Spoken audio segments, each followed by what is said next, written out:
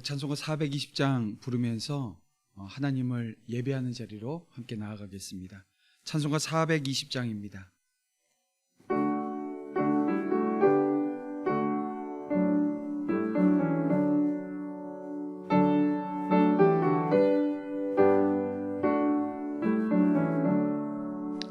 너 성결케 위해 늘 기도하며 너 주 안에서 늘 성경 보고 온 형제들 함께 늘 사귀면서 일하기 전마다 너 기도하라. 너 성결케 위해 내 머리 숙여 저 은밀히 계신 내 주께 빌라. 주 사귀어 살면 주 닮으리니 널 보는 이마다 주 생각하리. 너 성결케 위해 주 따라가고 일 다급하여도 당황치 말고 참 즐거울 때나 또 슬플 때나 너 주님만 믿고 늘 따라가라. 너 성결케 위해 늘 기도하며 내 소원을 주께 다 맡기어라. 너 성령을 받아 주 섬겨 살면 저 천국에 가서 더 잘 섬기리. 우리 다 같이 사도신경으로 우리의 신앙을 고백드리겠습니다.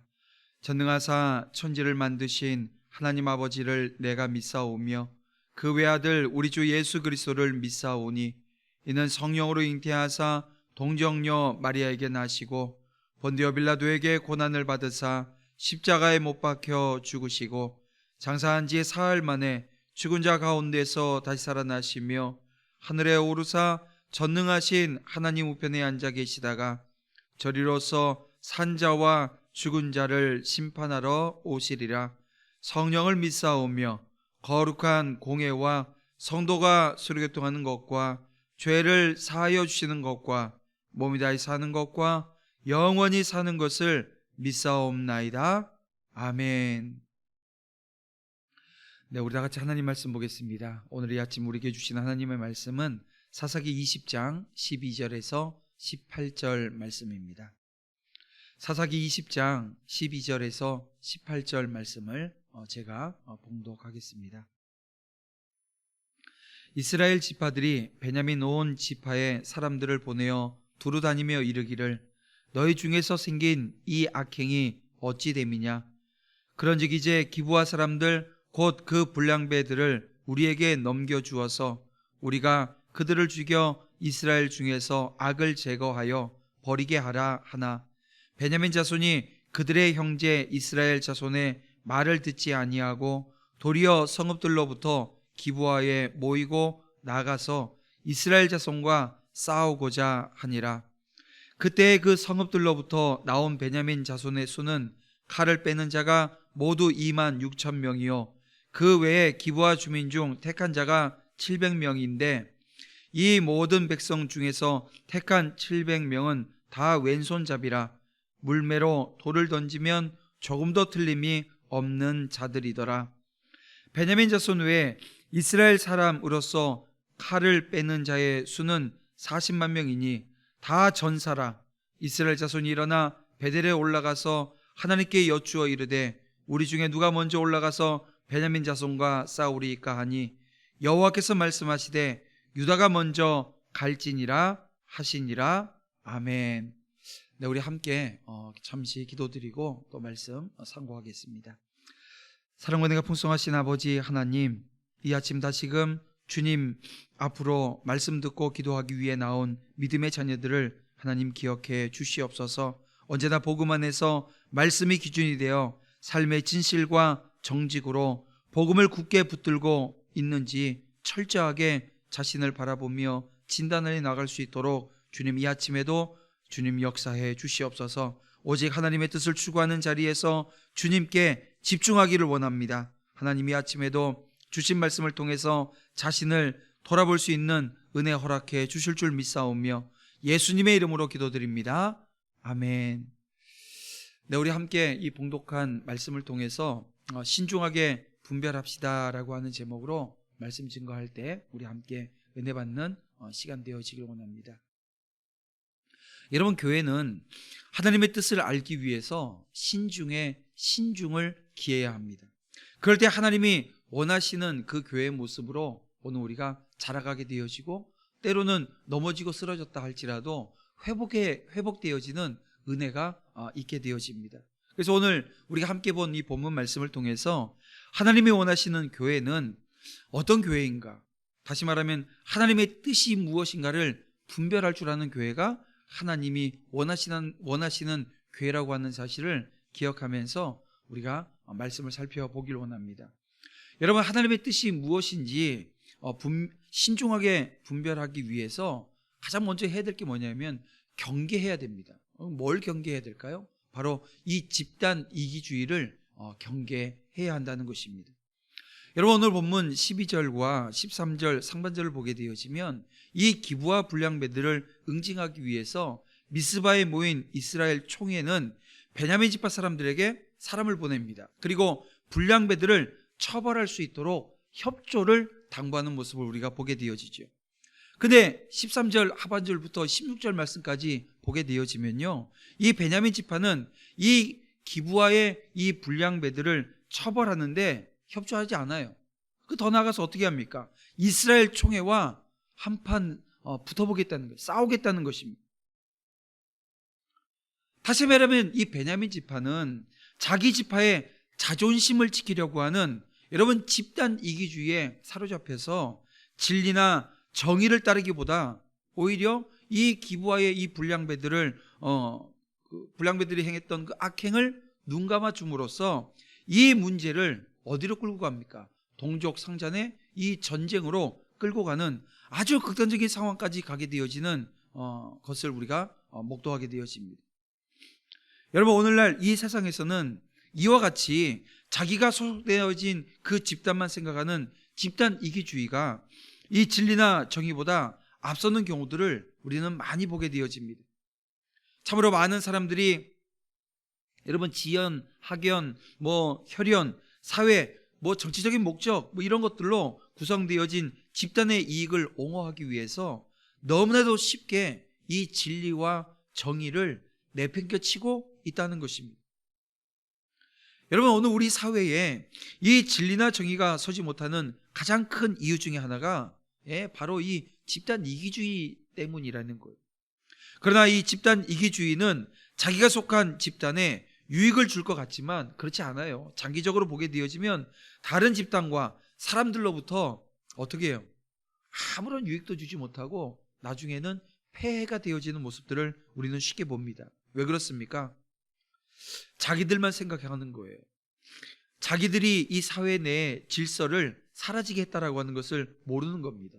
그러니까 공익이라고 하는 것을 확보할 수 없게 되어지는 것이요. 그래서 악영향이 결국은 이 사회에 나타나게 되어지고 결국은 자기에게까지 악영향이 돌아오게 되어진다는 것입니다.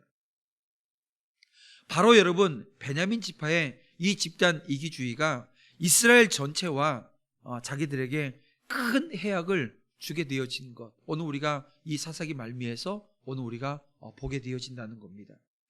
여러분, 이 코로나 팬데믹 상황 가운데 이 교회의 예배가, 그 하나님을 예배하는 오늘 우리의 예배드림이 혹여 여러분 이 세상 가운데 집단 이기주의적인 모습으로 비춰서는 여러분 안 된다는 거예요. 그것은 복음의 문을 닫는 행위가 되어진다는 것입니다. 그러므로 우리는 집단 이기주의를 경계하고 먼저 자기를 희생하면서 다른 사람과 다른 집단과 또 상호 협력하겠다라고 하는 마음과 자세를 오늘 우리가 가져야 한다는 것입니다. 그런가 하면 이 죄과의 단절은 신앙과 용기가 필요하다는 것입니다. 이 죄와의 단절이라고 하는 것은 그런 겁니다. 여러분, 불량배를 내어달라고 하는 이 정당한 요구를 받은 이 베냐민 지파가 하는 행위가 무엇입니까? 귀를 닫고 도리어 대항해서 싸울 것을 결의한 것입니다. 여러분, 하나님의 말씀보다 집단 이기주의라고 하는 끈 때문에 지금 이런 행동들을 하거든요. 하나님을 경외하는 자들이라고 한다면 여러분, 이스라엘의 그 요구에 응하는 것이 맞지 않을까요? 여러분 몸에 이상이 오게 되어지면 의사를 찾아가게 되고 의사가 처방해 주는 대로 따라야 됩니다. 그렇지 않으면 때로는 어느 우리 안에 만약에 염증이 잡혔다. 근데 염증을 도려내고 수술을 해서 아니면 짜내서 치료하는 과정들을 겪지 않게 되어지면 그것으로 인해서 생명이 위독할 수도 있잖아요. 그래서 주님께서 오늘 우리에게 그런 상황 가운데서 오늘 주시는 말씀이 있는데요. 마가복음 5장 27절에 보면 주님이 이런 말씀을 하십니다. 만일 내 오른 눈이 너로 실족하게 하거든 빼어내버리라. 내 백체 중 하나가 없어지고 온몸이 지옥에 던져지지 않는 것이 유익하다고 말씀하십니다. 여러분, 이 죄악과의 절단이라고 하는 것은요, 신앙과 용기가 요구되어집니다. 그래서 여러분, 이게 쉬운 일이 아닙니다. 그래서 우리는 무언가를 깨달아 알게 되었을 때 이 결행하는 법을 몸에 익히고 있어야 돼요. 여러분, 영국의 대문호였던 이 셰익스피어는 이런 이야기를 했습니다. 우리의 경험을 통해서 결단만이 우리에게 유일한 도움이 된다는 것을 배웠다. 우리의 경험을 통해서 결단만이. 그러니까 오늘 우리가 어떤 상황 가운데 결단을 해서 승리하고 이겨낸 경험들을 갖게 되어지면 그것을 통해서 우리는 배워야 된다는 것입니다. 여러분, 우리 주님께서는 예루살렘에 올라가 받을 고난과 죽음에 대해서 말씀하셨죠, 제자들에게. 그때 베드로가 어떻게 합니까? 주님을 만류합니다. 그때 주님께서 하셨던 말씀이 있습니다. 아주 단호하게요, 이런 말씀을 하십니다. 사단아, 물러가라. 너는 나를 넘어지게 하는 자로다. 아주 단호하게, 사실은 이게 지금 베드로를 책망하는 것 같지만 베드로를 책망하는 것이 아니고요, 이 베드로 배후에서 역사하는 그 사단을 책망하고 끊어내시는 그 모습을 보게 되어집니다. 그러니까 유혹이라고 하는 게 오게 되어지면 어떻게 절단해야 될 것인가, 그것을 끊어내야 될 것인가 라고 하는 그 본을 우리에게 보여주신 것입니다.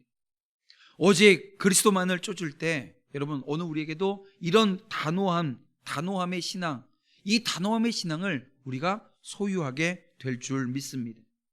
그런가 하면 18절 말씀을 보게 되어지면 이스라엘 이 총회군이 베델로 올라가서 누가 먼저 이 베냐민 지파와 싸워야 할 것인지 여호와께 묻는 장면이 나옵니다. 여러분, 본래 회막은 어디에 있었나요? 실로에 있었습니다. 근데 지금 실로에 있었던 이 회막을 이번 전쟁을 하기 위해서 이 베델로 옮겨온 듯 보입니다. 아무튼 이스라엘 총회군이 하나님께 물어요. 하나님은 유다 지파가 먼저 올라가 싸우도록 응답하셨습니다. 물론 이것은 대제사장이 우림과 둠빔을 사용해서 판결한 것일 겁니다.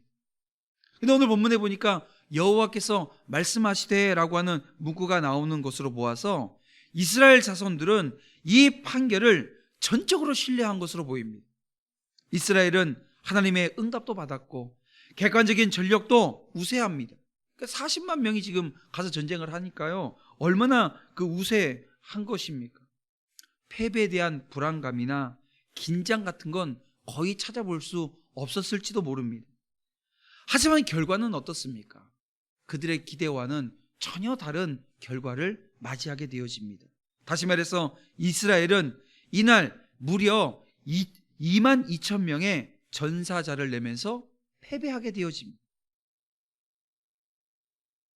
여러분, 이것을 보게 되어지면 혹여 여러분 그런 생각을 하지 않습니까? 하나님께서 지금 이스라엘 백성들을 기만하신 것은 아닐까라고 하는 생각을 하게 되어집니다. 근데 여러분, 그렇지 않습니다.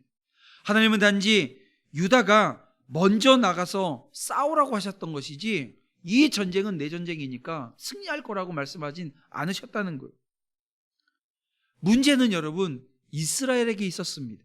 그들은 하나님께 이 전쟁을 할 것인지 말 것인지 물어본 적이 없어요.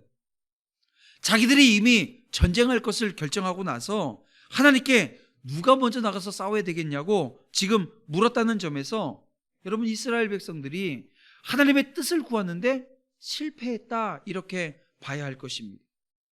또 그들이 물은 것은 누가 먼저 올라가서 싸워야 될 것인지 이걸 물었지 승패 여부도 아니었다라고 하는 것입니다. 또 그들은 승리를 주도록 하나님 승리하게 해주세요. 이 전쟁에 승리가 필요합니다. 하나님 앞에 구하지도 않았습니다. 그들은 자만심으로 누가 먼저 나가서 싸울 것인지를 물었고요. 싸우기만 하면 반드시 승리할 것이라고 하는 착각 속에 지금 이 전쟁에 임하고 있다는 것입니다. 여기서 우리는 기도에 대한 아주 중요한 사실을 새삼 깨닫게 되어집니다. 여러분, 우리는 기도할 때 모든 것을 자기가 정해놓고 통보하는 형식으로 하나님 앞에 기도해서는 안 되는 것입니다. 주의 도우심을 전적으로 의지하고 간구해야 합니다. 하나님께서 기뻐하시며 은혜 주시는 사람은 여러분 겸손한 사람입니다.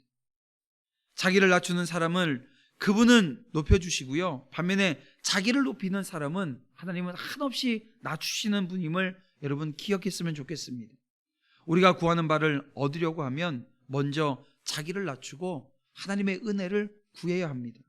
하나님의 뜻을 살피고 하나님 중심의 기도를 드림으로 오늘 저와 여러분이 모두가 다 이 기도의 응답을 받는 역사가 있기를 주님의 이름으로 축원함을 드립니다. 여러분, 오늘날에도 많은 사람이 자신의 생각과 계획이 하나님의 뜻이라고 하는 속단, 확신 이런 것들을 하게 되어집니다. 하지만 여러분, 이것은 너무나도 무서운 발상이라는 거예요. 지금 이스라엘 백성들이 이게 지금 하나님의 뜻이라고 그냥 확신했다는 거예요. 묻지 않고 그냥 확신해버렸습니다. 그래서 무엇을 계획하고 오늘 우리가 행동하기 전에 저와 여러분이 늘 해야 되는 것은 기도하는 자리에 서야 됩니다. 과연 이 일이 하나님의 뜻인가 라고 하는 것을 하나님의 말씀인 성경을 통해서 헤아려야 되고요, 그 헤아림 속에서 무조건 무릎으로 주님 앞에 나아가서 간구하며 기도해서 정말 신중하게 하나님의 뜻을 분별할 수 있는 교회가 되어지기를 주님의 이름으로 축원함을 드립니다. 오늘 우리의 삶 가운데 일어나게 되어지는 그 모든 일도 마찬가지예요. 오늘 우리가 함께 기도함으로, 그리고 말씀 안에서 하나님의 뜻을 분별해서 여러분 승리하는, 그리고 언제나 주님의 뜻이 오늘 우리 가운데 이루어지는 은혜의 역사 넘쳐나기를 주님의 이름으로 축원합니다. 우리 이 시간 함께 기도 제목을 가지고 또 기도하겠습니다. 기도할 때 이렇게 기도했으면 좋겠습니다. 하나님, 교회가 순결을 유지함으로 교회다움이 유지되어질 줄 알고 문제가 있을 때 함께 기도하며 믿음에서 떠나지 않게 하여 주시옵소서. 하나님의 뜻이 무엇인가 신중하게 분별하기 위해서 하나님의 말씀인 성경을 읽고 연구하며 순종하게 하여 주시옵소서. 무엇을 계획하고 행동하기 전에 먼저 겸손함으로 무엇이 하나님의 뜻인지 간구하며 신중하게 결정하는 우리 모든 교우들이 되어줄 수 있도록 주님 역사해 주시옵소서. 이 시간 주여 한번 부르고 우리 함께 통성으로 기도드립니다. 주여, 주여, 주여. 아버지 하나님, 함께하여 주시옵소서. 이 아침에도 주의 성령이 함께하사 믿음의 정도를 붙드시고 인도해 주시길 원합니다. 온전히 주님만을 바라보며 나아갑니다. 주님이 원하시는 그 교회의 모습을 회복하길 원하고, 하나님의 뜻이 어디에 있는가 분별하기 위해서 하나님 이 시간 종들이 하나님의 말씀인 성경을 묵상하고 상고하며 연구하며 그 안에 하나님의 뜻을 오늘 우리의 삶의 기준으로 삼기 위해서 매일매일 그 말씀을 묵상하게 하여 주시옵소서. 또한 아버지 하나님의 뜻을 알았다고 한다면 이제 기도의 자리에서 결단하길 원합니다. 하나님, 무엇을 계획하고 행동하기 전에 먼저 겸손함으로 하나님 앞에 엎드려지는 믿음의 신실한 주의 자녀들이 되어줄 수 있도록 주님 인도해 주시옵소서. 하나님, 그렇게 이 교회가 교회다움을 유지할 수 있도록 주의 성령이 함께하여 주시되, 하나님 이 교회가 순결함을 유지하기 위해서 무엇보다도 필요한 것은 하나님 기도하면서 믿음에서 떠나지 않는 것임을 다시 한번 헤아립니다. 하나님 함께하여 주시옵소서. 하나님 중심의 기도를 드릴 수 있는 그런 종들이 되어줄 수 있도록 인도하여 주시옵소서. 함께 해주시옵소서.